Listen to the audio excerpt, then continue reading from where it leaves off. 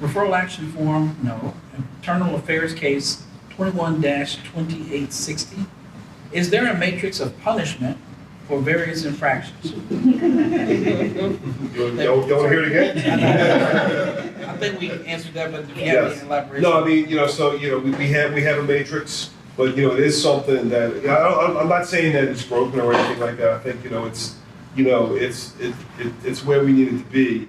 Please share the justification of only 3 days suspension without pay. Sure. So this is, I think, this is one of the first disciplinary hearings I held, and I think, Marcus, I don't know if you were in this disciplinary hearing. I don't know if you sat in and watched this or not. It's been so long, I don't remember.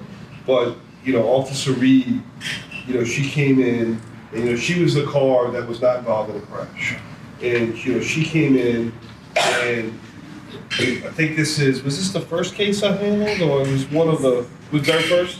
This is the very first disciplinary hearing I held as chief, and she came in, and she was as humble as could be, and she totally admitted that she made a mistake, and she said she had learned from it already. Because you remember, it's like a period of time had passed from this incident to when this disciplinary hearing, because there was a lot of presence left for me that was just left sitting that I had to deal with when I got in, and so she had been on the street for a while after this. She really went into how much she had learned from this, how much this affected her, that this would never happen again. And she even spoke to some of her fellow officers, like, look, don't drive like this.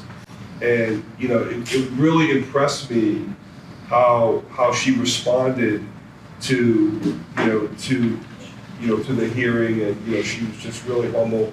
And so that's the factor that really factored in the discipline that I was going to give her. So going into it, I kind of had a range of what I wanted to do, but I went on the lower end of that range because of how she responded, how she accepted that discipline. And 3 days, it doesn't sound like much. And I tell you, she's one of our better officers right now. She's better because she went through this, and that's what discipline is for, right? Is to change behavior. And I really believe that she is a really, really good officer for us. And while I watched her work on a 12-hour shift, I've just been super impressed with her. That's why we gave her the discipline.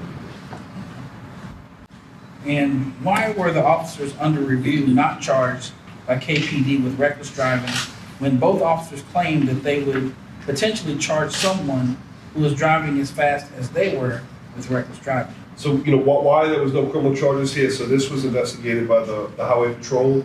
It was reviewed by the District Attorney General's office. Obviously, this was before I came here, that review happened.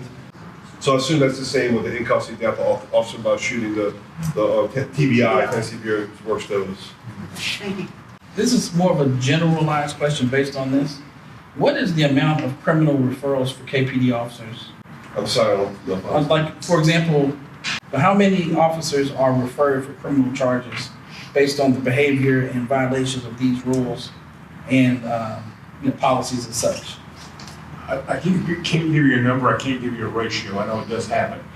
But in generally speaking, the last 20 years, how long have you done this job?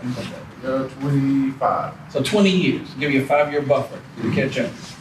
The 20 years, I'm messing with them a little bit, so please, this is not adversarial at all.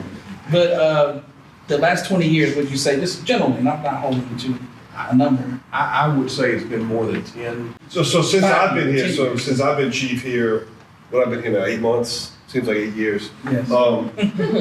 We've had Keno Carlos that we handle ourselves, and that was a municipal citation for theft. And then we had the in-custody death that we're working right now that TBI is looking at. That's the two that I'm aware of.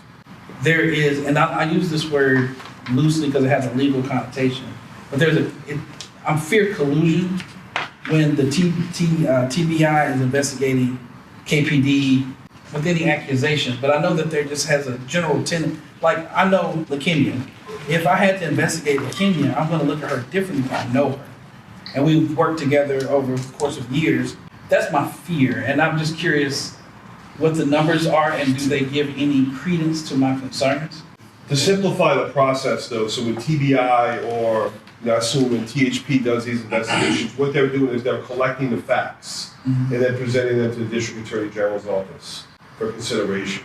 So I don't believe, and so is that the same with THP as well? Yes. So what they're doing is they're collecting facts, and then they present those facts for a charging So that would be decision. one for Sharms and Parks. So yes, I'm not trying to like throw under the bus, but like she could probably better But you explain don't how, charge people, you how just that arrest process works. So them. And I guess that's part of my concern is that we right back to the closeness of the prosecution's office and the police department in the charging decisions, and that is, for me, problematic. I just wanted to share that. Sure. Thank you. At this time, we'll have our public forum. I wanted to focus on, for a second, file number 2. The chief spent a lot of time talking about Jasmine Reed and her reaction to that incident. So I always like to talk in full about what the incident is. So this is, of course, we're talking about the incident where 3 rookie or junior officers, 3 officers were driving down Kingston Pike at like 3 o'clock in the morning in excess of 80 to 100 miles an hour, according to various reports. And they crashed into Mauricio Luna, who was on his way home from work, made a legal left-hand turn, didn't realize how fast that police car was coming at him because it didn't have his lights and sirens going, and he was hit, and he was killed instantly, pretty much instantly. So the chief talked a lot about Officer Reed's reaction to this incident. I've actually read the interview, and actually immediately after the accident happens, the driver who did kill Mr. Luna, I don't want to say it's Joseph Roberts, but that was it, Cody Klingmann. That was his name. Sorry, there's 2 officers. They've been really bad accidents in the past couple years. So, Officer Klingmann, after he had the wreck that killed the other driver, Mauricio Luna, he got out of his car and he asked Officer Reed. He said, "Is that other guy okay?" And her voice, when she declines to answer, it's touching. It's heartbreaking. And you can tell for all of these drivers, if you read their interviews, this was an extremely emotional and traumatic experience for them. But I just can't stop thinking about Mr. Luna's family and Mr. Luna himself. God, the look on his face in that last second of footage when he saw that car was moving. So, sorry. Jasmine Reed and the other 2 officers there that night collectively had over 350 hours of emergency driving training. They received 117 hours of emergency driving training each from the City of Knoxville's training group. Now, that was before our chief here's time. But like, if that's not enough training for how to drive with lights and sirens on when you're going 100 miles an hour down a road at 3 in the morning, if 117 hours isn't enough to learn that, I don't know what more training is. And if every class of rookie officers requires a dead civilian to learn how to drive safely, that's not sustainable. This is not an acceptable method for teaching our officers how to drive safely. It's not. And as much as I appreciate Officer Reed's regret for what she did, she was the fastest driver. She was in the lead. She passed Mauricio Luna before Cody Klingmann hit and killed him. So I'm not sure that the resolution of this case is correct.